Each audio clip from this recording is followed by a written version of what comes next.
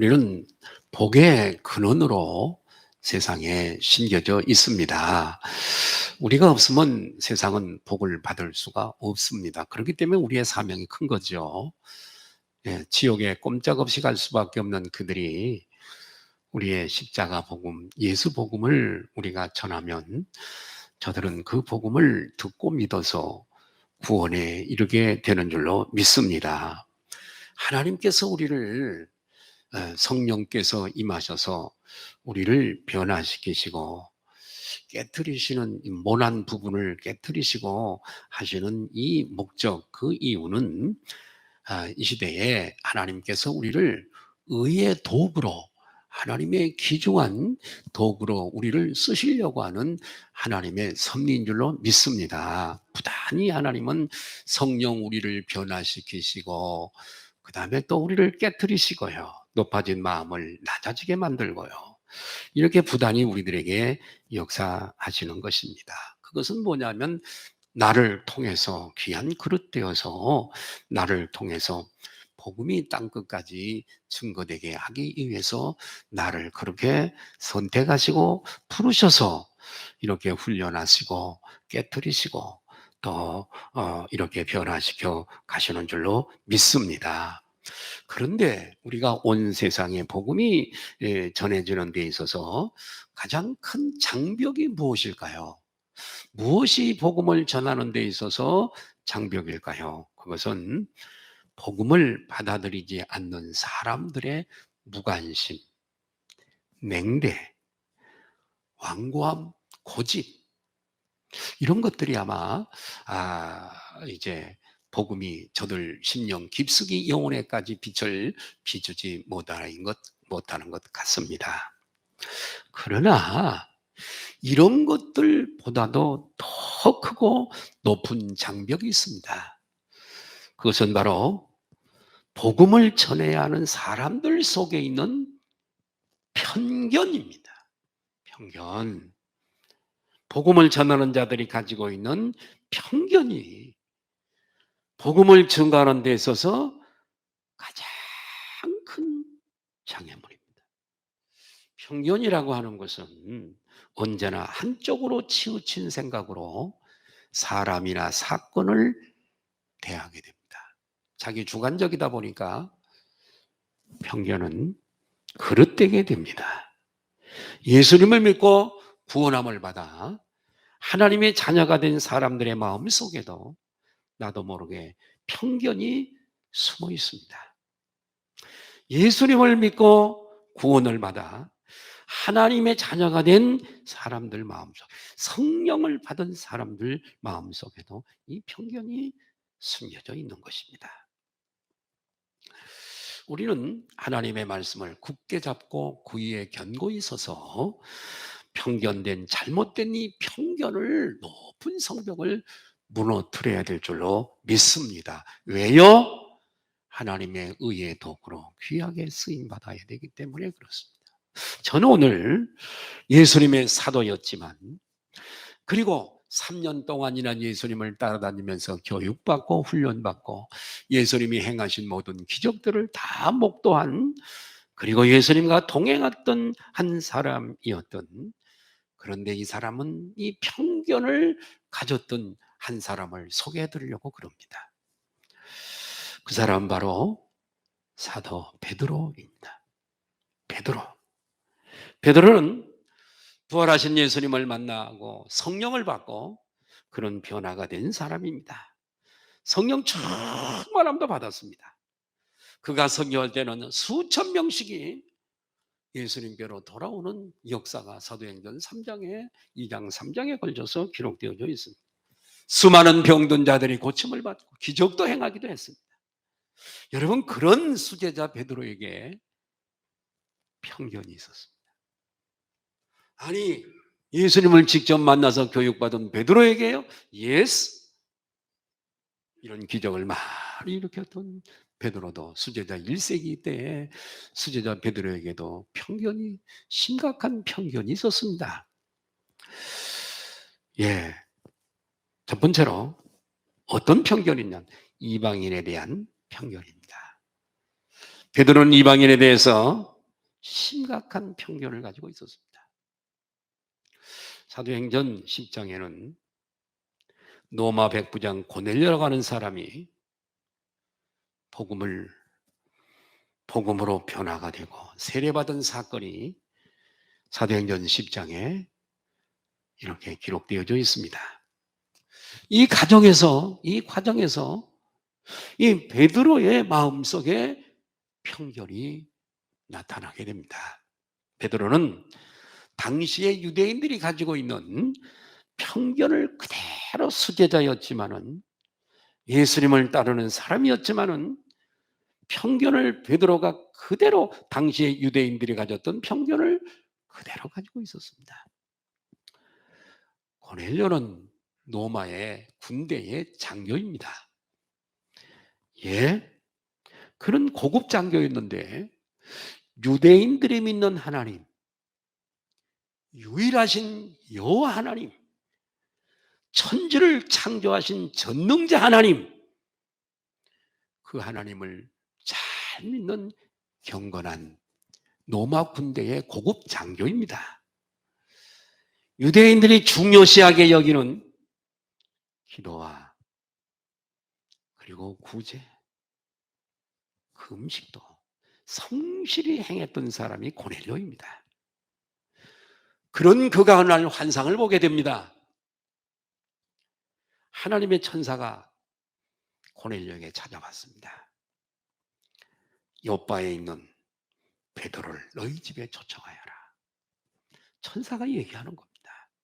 피장 시몬의 집에 머물고 있는 그 베드로 사도를 초청해라. 이 말씀을 듣게 됩니다. 이 고넬료는 마음이 열린 사람인지라 그 말씀에 순종해서 요바에 있는 피장 시몬, 가죽 제품을 만드는 시몬이라고 하는 사람 집을 찾아서 베드로를 모시러, 사도를 모시러 가게 됩니다. 데리러 가게 됩니다. 그런데 하나님은 정확하신 분이세요. 1.1획도 틀림이 없어요. 고넬료가 거의 요바에 있는 피장 시몬의 집, 베드로가 묵고 있는 그 집에 도착할 즈음에 하나님께서 베드로에게 찾아오셨습니다. 나타나신 거죠. 베드로가 배가 몹시 고파서 음식을 마련하고 있는데 하늘에서 보자기가 내려오게 됩니다. 환상 중에. 그리고 하나님의 음성이 들리는 거죠. 베드로야, 이것들을 잡아먹어라. 베드로가 그 보자기 안에 있는 생물들을 보니까 구약 레위기에서 그만 그런 생물들이었어요. 하나님은 그걸 잡아먹으라는 거죠. 그럴 때 베드로는 절대 그럴 수 없습니다. 그러면서 자신은 불결하고 더러운 음식은 먹어본 적이 없다라고 얘기를 합니다.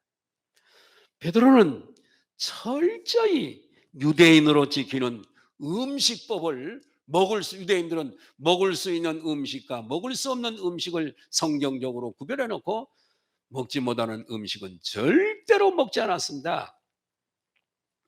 그 상황에서 베드로가 이렇게 하나님 앞에 대답하는 건 당연한 거예요. 그렇게 살아왔고 그런 방식을 따라 여기까지 왔거든요. 예. 그런데 문제가 생겼습니다. 문제가 있습니다. 지금 베드로가 대면하고 있는 이분이 누구시죠?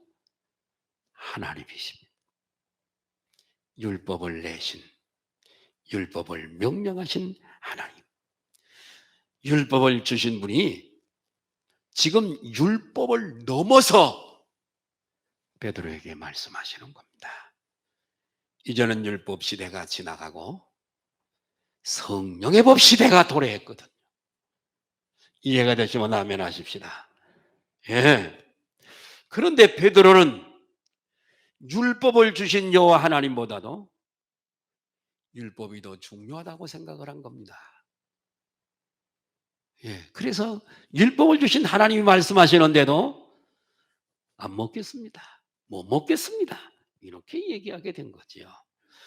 베드로는 이런 편견을 가지고 있었던 사람입니다. 하나님은 베드로의 편견을 깨트리기 위해서 음성을 2번씩이나 들려주시고 환상을 3번씩이나 보여주셨습니다. 반복해서요.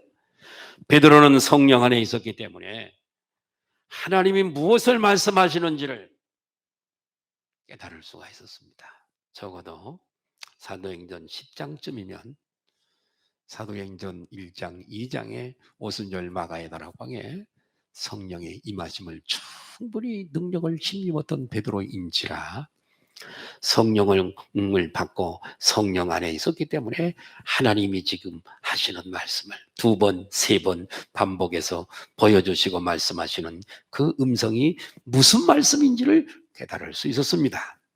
베드로는 이제 새로운 시대가 도래했다고 하는 것을 깨달게 된 겁니다.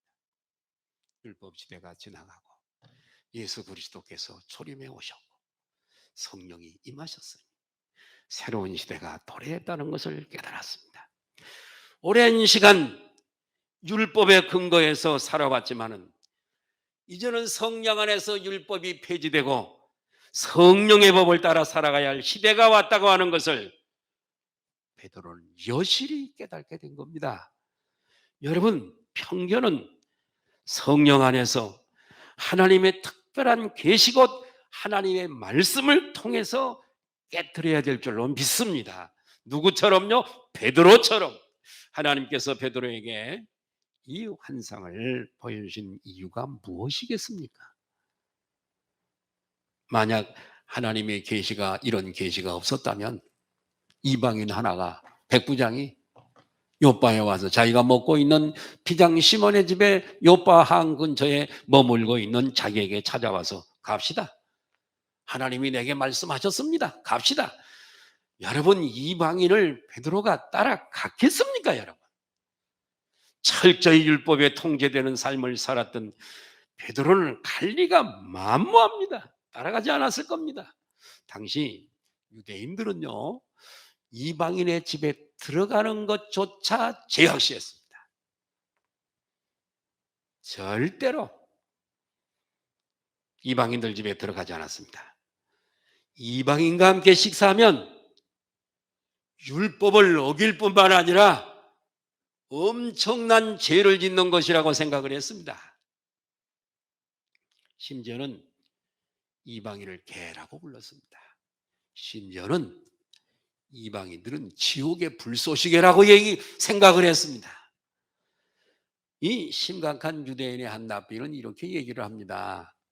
이방인 산모들에게 이방인 여자가 애를 낳다가 위급한 상황이 생기거든 절대로 도와주지 말라.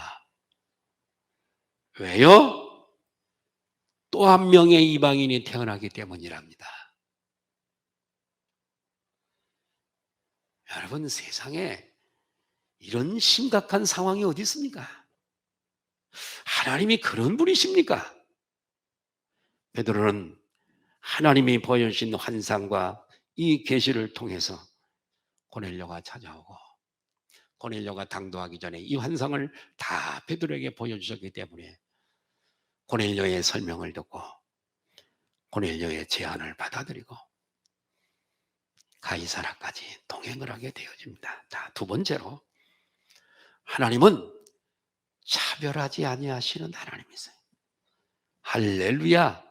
이방인도 구원하시고 이방인에도 세례를 주시고 이방인에도 성령을 주시는 우리 하나님은 절대 돈 많이 있다고 귀하게 여기고 돈이 없다고 낮게 여기고 많이 배웠다고 귀하게 여기고 적게 배웠다고 낮게 여기고 그런 차별하는 하나님이 절대 아니세요. 베드로가 고넬료를 따라간 곳은 가이사라 해변에 있는 아름다운 도시입니다. 한 3년 전에 우리 박전도사님이랑 우리 동문회 이렇게 성지순례 갔을 때 이스라엘만 월요일날 갔다 토요일날 돌아왔었는데 가이사라에 갔었습니다.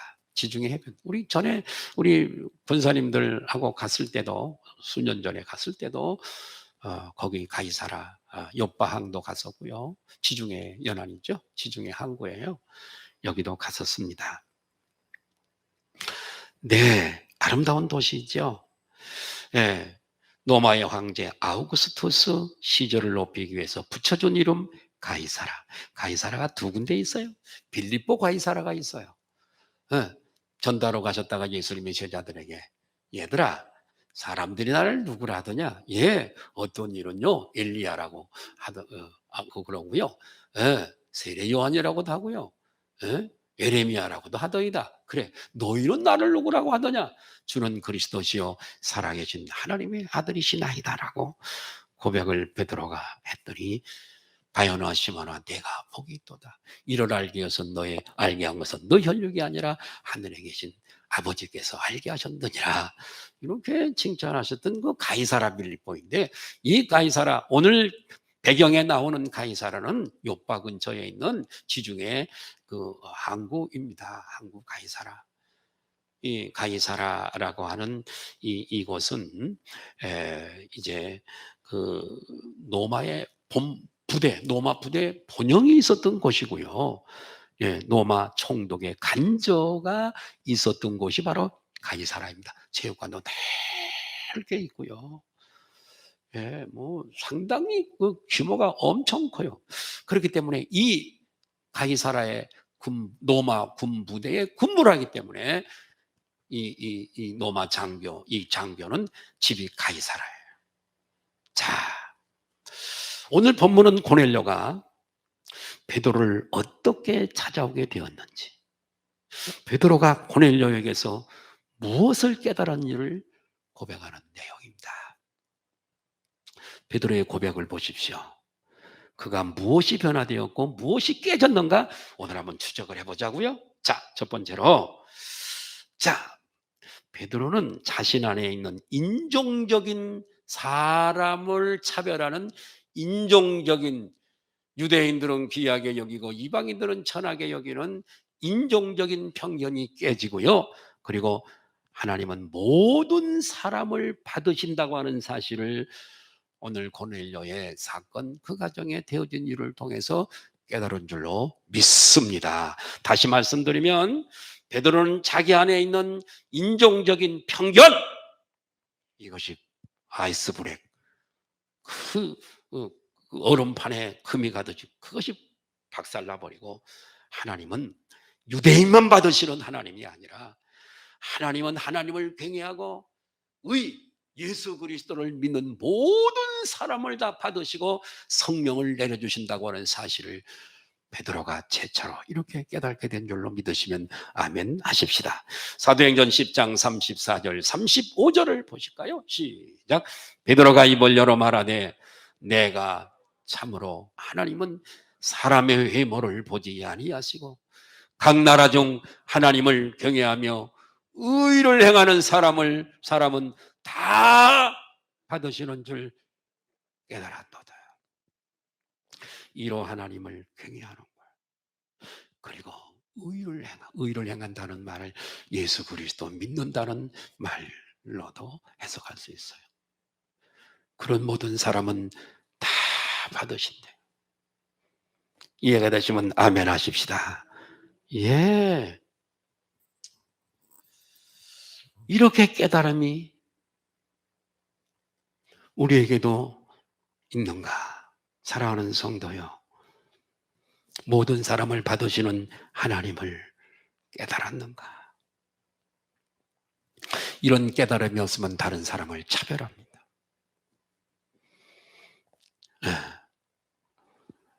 이런 깨달음이 있는 사람들은요, 다른 사람을 절대 차별하지 않습니다. 나도 귀하지만 상대방도 귀하고. 아멘 하십시다. 모든 사람이 다 귀한 거예요. 하나님 보시는. 왜 편견을 가지고 대하냐 이거예요. 베드로가 왜 편견을 가지고 대하냐 이거예요, 사람들. 응? 예. 우리 사람들은요, 너무나 많은 편견들을 가지고 있어요. 지방색이라고 하는 게 있잖아요. 몹쓸 편견입니다. 탈북민들 좀 저급하게 보잖아요. 동남아 국가에서 와서 일하는 사람들 저급하게 보잖아요. 일본 사람들을 보면요, 저는 오래전서부터 일본 선교에 관심이 있어서 일본어를 배우고 일본 목사님들과 교제하고 그곳에 가서 쭉 다니면서 설교하고, 십곡구 쪽이죠. 주로 규슈 십곡구 쪽인데 그분들 여기 초청해서 한국 교회를 알게 하고 보여주고, 그래서 그 교회들이 전부가 다 새벽 기도하는 교회들로 전부 다 이렇게 부흥하고 그랬습니다. 근데요, 일본 사람들을 이렇게 보면 참 인간성은 대단히 착하고 좋은 것 같아요. 그런데요, 미국 사람들한테는 상당히 이렇게 고개를 숙입니다. 미국 사람들은 귀하게 여기고 존중히 여기고. 그런데 우리 한국 사람들은 저 밑으로 봐요. 저급하게 봅니다. 저급하게. 자, 제가 한 30년 전에 일본 선교 많이 했습니다. 그런데요, 그때 당시에 일본에 가서 아침 식사, 컨트롤 호텔이라고 큰 호텔인데 장로님이 경영하는 거기인데 부자 기업 사장들이 모여서 조찬 예배를 드려요. 그때 제가 새벽에 가서 한번 설교한 적이 있어요. 그런데 그때 그들이 그러더라고요. 우리 조국 한국이, 이제 교포들이죠, 교포들. 조국 한국이 일본에게 한 40년 떨어졌다 그러더라고요. 일본을 따라오려면 앞으로 40년 이상을 따라와야 된다. 그때 당시에. 그러냐. 그렇게 알고 왔는데, 자금에요, 일본은 지금 오랫동안 월급을 못 올리고 정체돼 있어요. 이게 10년 이렇게 가면 베트남 수준으로 떨어진답니다. 우리나라는 지금 일본을 앞질기 시작하고 있어요. 10년 이상 가면은요, 일본은 우리 못 따라옵니다. 우리를 그렇게 저급하게 봐요. 기분이 안 좋죠? 예, 차별이죠. 하나님은 차별하는 분이 아니세요. 오늘 우리에게 복음 전도사로서 가장 큰 장애물은 편견입니다. 복음을 우리가 전하는 데 있어서 그 편견이 복음을 지금 가로막고 있어요. 저 사람에게까지 복음을 전해야 할 필요가 있을까? 아니, 나만 믿으면 되지. 우리 가정만 구원받으면 내가 뭐 저 사람한테 꼭 아쉬운 소리를 해야 돼? 나만 믿으면 되지, 구원받으면 되지 생각하는 편견이 영혼을 구원하는 일에 큰 장애물이 되는 거예요. 그런데 우리가 선교와 전도에 힘을 쓸수록 우리가 영혼을 사랑해서 말이에요, 우리 안에 있는 편견도 사라지게 될 줄로 믿습니다. 그리고 예수님의 마음을 닮아가게 돼요. 영화를 보면 눈물이 나고요. 세상 것 그거 움켜쥐고 자랑하는 그들이 불쌍하게 보이고요. 불쌍하게 보여. 그거 붙잡고 있다가 지옥 갈 텐데. 네, 베드로가 고넬료의 집을 방문한 일에 대해 할례받은 유대인들이요, 신자들이요, 당신이 수제자로서, 예수님의 제자로서 어떻게 할례받지 않는 그런 사람 집에 들어가 그들과 함께 식사할 수가 있어요? 그렇습니다. 사도행전 11장 2절에서 4절에 있는 말씀. 시작. 베드로가 예루살렘에, 자, 이제 이런 사역들을 마치고 총회가 있는 예루살렘으로 올라갔습니다. 그 제자들이 다 있죠. 예루살렘을 나갔을 때 할례자들이 비난하여 이르되. 누구를 비난해요? 베드로예요. 왜 이방인 집에 들어가 식사했어? 큰 죄야. 내가 무할례자의 집에 들어가 함께 먹었다니. 이방인이죠, 무할례자니까. 베드로가 그들에게 이 일을 차례로 설명하여. 예, 예상했던 문제죠. 베드로는 지금 이렇게 힐난 받을 예상을 했습니다. 스자 베드로는 유대인들로부터 비난을 받았습니다. 당시 유대인들은 하나님을 믿는 사람들이었음에도 불구하고 편견이 있었습니다. 그때 베드로가 자초지종을 다 설명을 하게 됩니다. 그런데 그들에게도, 이 말을 들은 그들에게도 변화가 일어나게 됩니다. 성령님이 함께 하시기 때문에. 자, 사도행전 11장 18절 한번 볼까요? 시작. 그들이 베드로의 이 말을 듣고 잠잠하여 하나님께 영광을 돌려 이르되, 그러면 하나님께서 이방인에게도 생명을 얻는 회개를 주셨도다 하니, 와, 최초로 깨달은 거예요. 아니, 이방인들에게도 하나님께서 말씀을 주시고 성령을 주셔서 이방인은 생명 얻는 회개를 주셨다. 놀라운 깨달음이잖아요.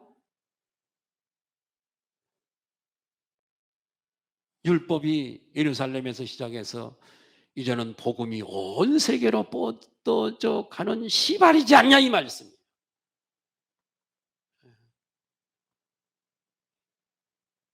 저들은요, 벌집처럼 예루살렘만 옹기종기 모여서 예배드리고 했어요. 이 복음은 세계로 가야 되는 건데, 그래서 하나님은요 1세기 노마를 통해서 핍박을 가하게 돼요. 네로 황제나 도미티안 황제를 통해서 핍박을. 여기다가 물을 여기다가 붓고서 손바닥으로 삼지사방으로 그 물이 다 흩어지듯이 예루살렘 교회는 온 세계로 핍박을 피해 흩어지게 됩니다. 예수님의 12 제자들이요, 가룟 유다는 그렇게 갔고, 그리고 야고보는 칼에 찔려 순교하고, 베드로는 로마에서 거꾸로 십자가에 못 박혀, 다른 제자들은 다 인도에서 다 흩어져서 다 순교했어요. 복음을 위해서 순교했어요. 예. 자, 여기 모인 사람들이, 그들이 베드로가 설명할 때 성령께서 가르쳐주고 이해시켜 주시니까 다 깨달을 수가 있어요. 여러분, 성령 안에 있는 사람은 편견을 쉽게 내려놓을 수 있는 줄로 믿습니다. 옆에 분들하고 인사할까요? 사랑합니다. 서로 사랑하세요. 많지 않은 식구들 서로 작은 일도 함께 하고, 할렐루야. 이렇게 좀 서로 양보하고 배려하고 낮게 여기고, 아멘. 예, 욕심을 내려놓고. 자, 두 번째는 이제 큰 두 번째죠. 예, 베드로의 편견이 깨어지고 그 선택, 하나님의 선택, 나를 선택하신. 여러분 이거 아시나요? 내가 너를 지명하여 불렀나니 너는 내 것이라. 선택. 하나님이 선택지 않으면 믿음을 가질 수가 없어요. 먼저 선택이 선행되는 거예요. 예, 미리 정하신 그들을 또한 부르시고, 미리 정하죠. 부르시는 그들을 또한 예수 믿게 해서 의롭다 하시고, 의롭다 하신 그들을 또 천국에 들어갈 수 있는 영화로 옷 입혀주시고, 할렐루야. 구원의 차서입니다. 자, 그 선택은 선택의 목적이 있는데, 그 선택의 목적은 우리를 증인으로 부르신 소명이라는 거예요. 사도행전 10장 40절에서 42절입니다. 같이 한번 보실까요? 시작. 하나님이 사흘 만에 다시 살리사 나타내시되 모든 백성에게 하신 것이 아니요 오직 미이 택하신 증인 곧 죽은 자 가운데서 부활하신 후 그를 모시고 음식을 먹은 우리에게 하신 것이라. 우리에게 명하사 백성에게 전도하되 하나님이 살아있는 자와 죽은 자의 재판장으로 정하신 자가 곧 이 사람인 것을 증언하게 하셨고. 베드로가 무엇을 고백하는 거지요? 이 편견과 특권이 아니라 선택은, 편견과 조건이 아니라 하나님의 이 귀중한 선택은 소명이라는 것을 깨닫습니다. 할렐루야, 소명. 여러분, 하나님의 선택을 지명하여 불렀나니 너는 내 것이라. 하나님의 이 선택을 받은 것은 증인으로 부르심을 받은 거예요. 나로 증인으로. 무슨 증인? 법정 용어예요. 증인은 십자가의 증인, 복음의 증인이에요. 할렐루야. 그리스도께서 하신 일, 그분을 믿으면 어떻게 되는 사실을 증언하는 증인, 복음 전도자로, 제사장으로 우리에게 소명하신 거예요. 소명이란 부를 소자예요. 소명, 부르신 자들에게 주시는 것이 사명이죠. 그러니까 우리가 선택을 받은 것은 다른 사람보다 탁월해서가 아니에요. 많이 배워서도 아니고 부여해서도 아닙니다. 지혜가 뛰어나서도 아니에요. 무엇 때문에? 믿지 않는 자들에게 복음을 전하여서 그 영혼을 구원하라고 우리를 증인으로 선택하셨대요. 따라합시다. 선택은, 다시, 하나님의 선택은 증인이다. 증인되게 하기 위해서. 다른 거 없어요. 높아지게 하기 위해서. No.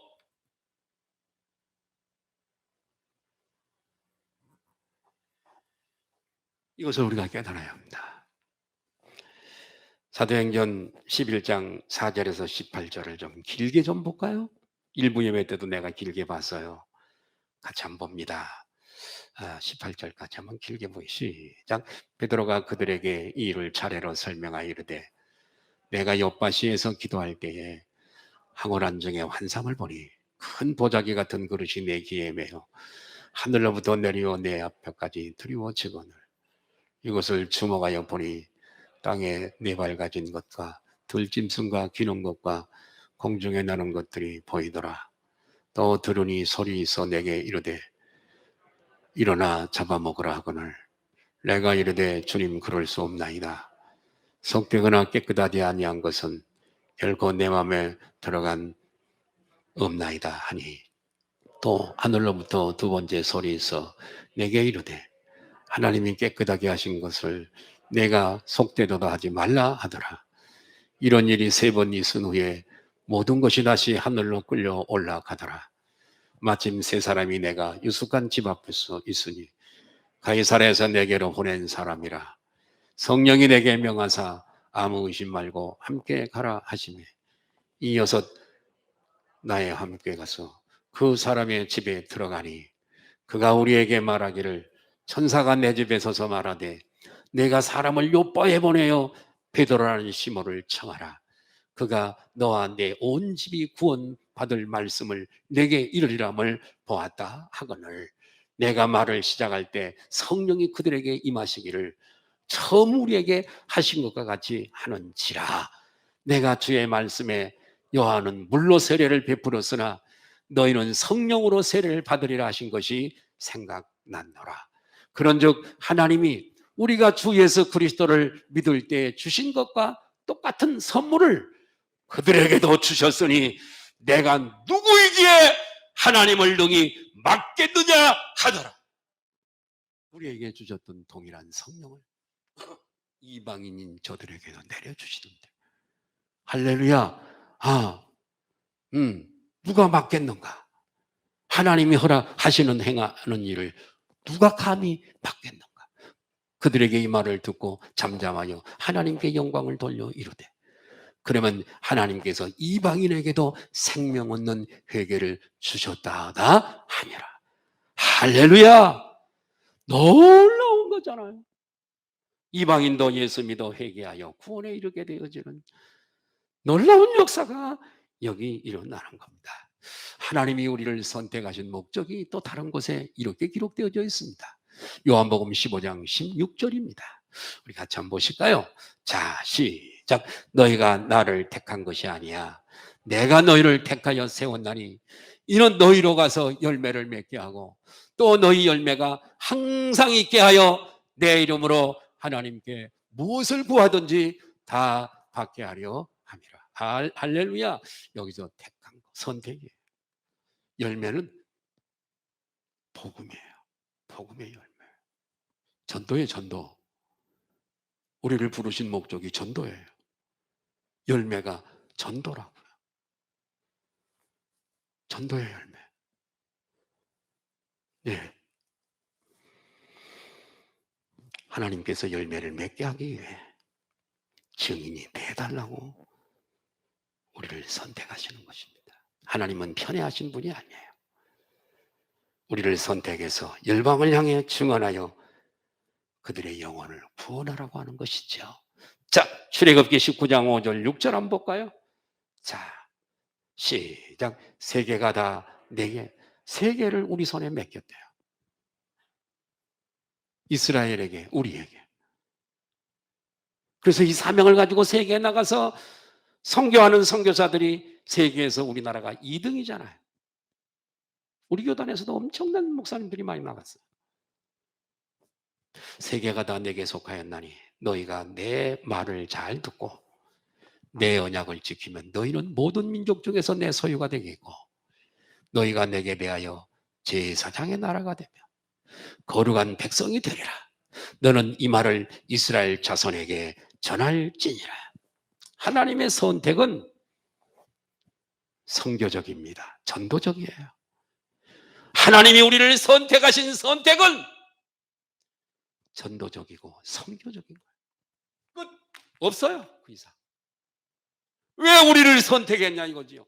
선교적이에요. 그래서 우리 모든 이렇게 부름받은 선택받은 백성들은요, 이 전도와 영혼 구원하는 이 선교와 전도에 관심을 갖. 내 일생이 거기에 생명을 걸어야 돼. 평생을 살아도 전도 한 명 못하고 가면 어떡해? 교회의 모든 기간은 전도를 위해서 있는 거예요. 우리끼리 뭘 하고 그런 건 나중 문제예요. 어떻게 하면 우리가 전도를 더 할 수 있을까? 울면서 기도하고 기도회를 가고. 네. 어떻게 하면 정말 우리가 복음을 전하, 교회가 성장하고 나중 문제예요. 하나님의 선택은 선교적이다. 미리 소유된 백성이 된 것은 미리 소유된 백성, 먼저 선택하신 이유는 제사장이 되려는 겁니다. 제사장 사명을 우리가 알아야 돼요. 그러면 하나님은 제사장을 통해서 하나님께로 오게 만드시는 분이에요. 라틴어로 폰티펙스예요.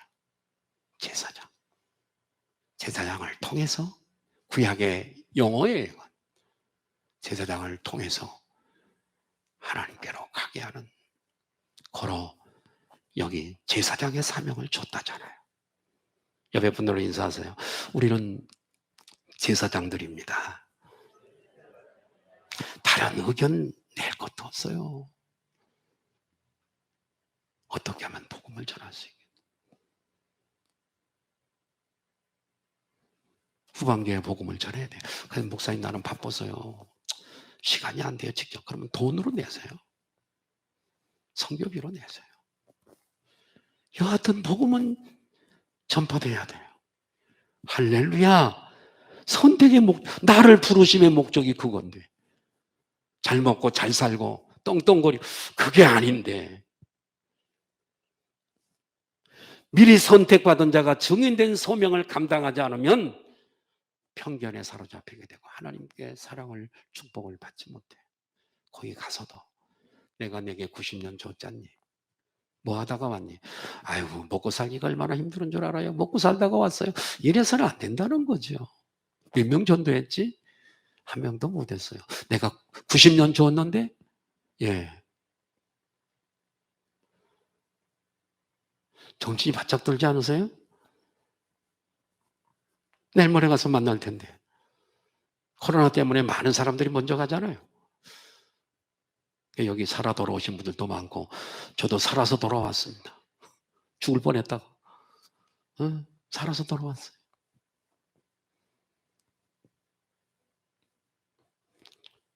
죽는 게 뭐 그렇게 대수예요. 미련 없어요.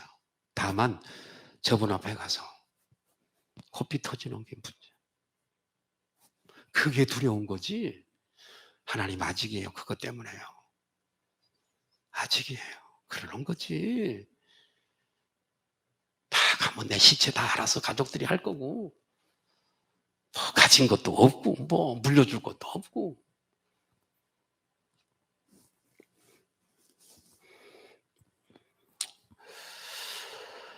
하나님은 나만 사랑하셔. 하나님은 우리 가족만 사랑하셔. 이 지독한 편견이 영혼을 구원하는 일을 막고 있습니다. 우리는 우리 안에 있는 몹쓸 제약된 이 편견을 몰아내고 하나님이 우리를 부르신 소명이 있다는 것을 우리는 깨달아야 될 줄로 믿습니다. 하나님은 미리 택하신 자들을 통해서 복음이 증거되기를 오늘도 기다리고 계세요. 아무개야 돌아와. 하나님 나 죄 안 지어요. 아니야 돌아와. 뭔데요? 내가 너를 선택한 목적이 소명이야. 증인되는 건데 너 그 일은 전혀 볼륨을 잠그고 있잖아. 돌아와. 회개하고 돌아와. 응? 왜 굳이 베드로를 고넬료 가정에 보냈을까요?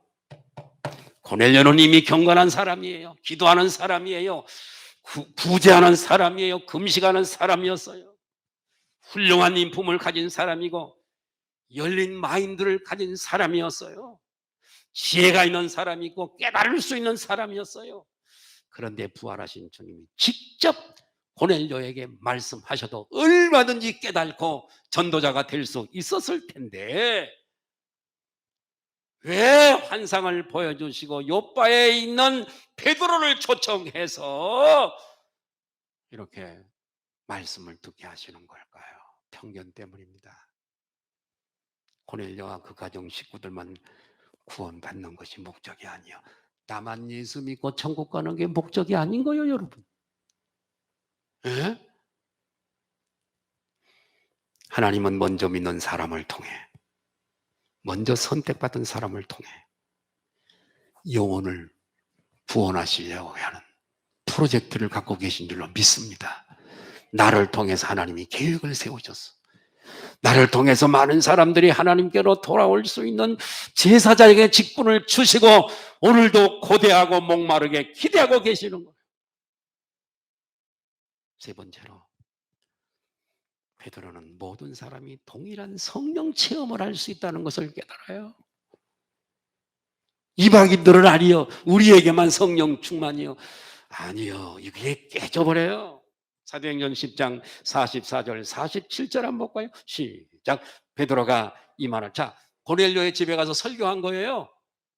이 말을 할 때에 복음을 예수님이 하신 일 그 설교 시작. 베드로가 이 말을 할 때에 성령이 말씀을 듣는 모든 사람에게 내려오시니 베드로와 함께 온 할례 받은 신자들이 이방인들에게도 성령 보주심을 말미암아 놀래 자빠졌어요.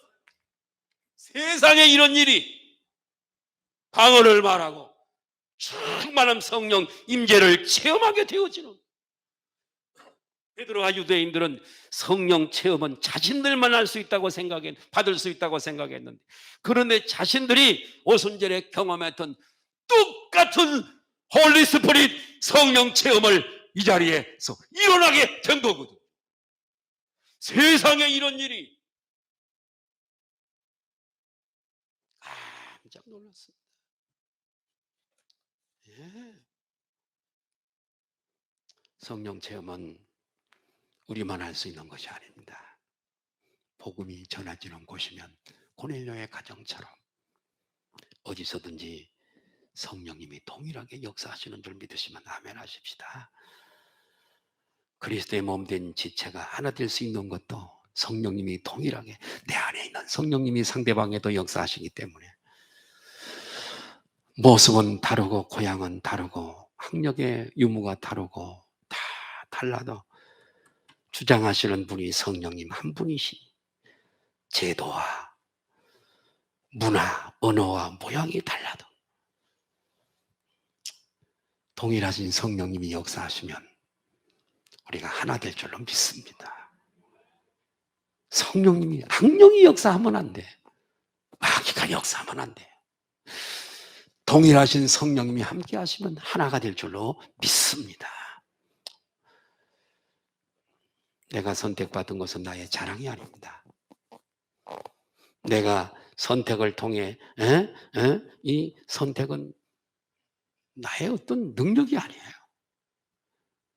선택은 이 선택을 통해 일하시는 하나님의 소명인 줄로 믿습니다. 우리 안에 있는 몹쓸 편견을 다 내버리세요. 모든 사람들에게 성령의 역사가 임할 수 있도록 한사코 코로나 시대지만 복음을 전해야 하겠습니다. 우리 교회가 일주일에 한두 차례씩 파라솔을 펴놓고 쟁반에 음료수를 담아서 사탕을 준비하고 과자를 준비하고 파라솔을 몇 군데 펼쳐놓고 복음을 증거했어. 1년에 3, 40명씩 등록을 했습니다. 지금은 코로나 때문에 못하고 있습니다만 그렇게는 못해도 우리가 강제전도 해주시기를 바라요. 코로나가 이제 잠잠하게 되면 또 그렇게 왕성하게 할 것입니다. 그들의 영혼을 구하는 사명 우리에게 주신 줄로 믿고 하나님이 우리를 깨뜨리시고 변화시켜 복음이 증거되기를 원하신다는 사실을 꼭 기억하고 따라합시다. 나는 증인이다.